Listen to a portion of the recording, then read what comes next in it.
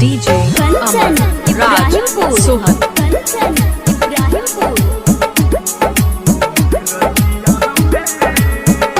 नींद आवे ने रतिया में याद आवे ओ जब रतिया में राज नींद आवे ने रतिया में याद आवे ओ जब रतिया में रे हमको ना भुला देबै जे बदल छछतिया में रे हमको ना भुला देबै जे बदल छछतिया में नींद आवे रतिया में याद आवे ओ जब रतिया में नींद आवे रतिया में।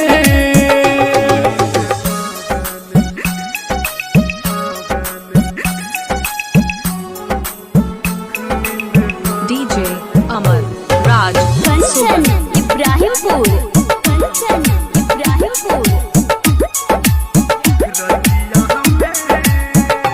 ऊ भूला गेलै रे मन हिला गेलै रे ई दर्द हम केकरा सुनाबी।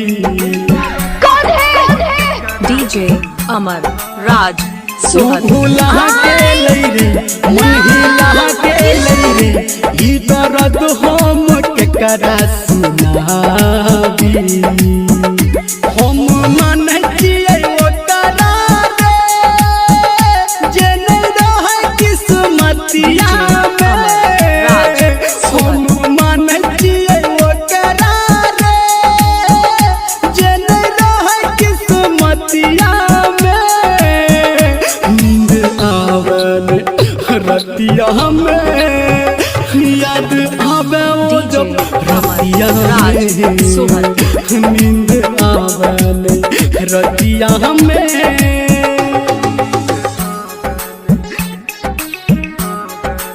माँ Gayatri recording studio Kanchan Ibrahimpur DJ Amar Raj Sohan चलल हमारा पे तीर छाती दिल पैर चीर धर्मेंद्र कहो ई कहानी।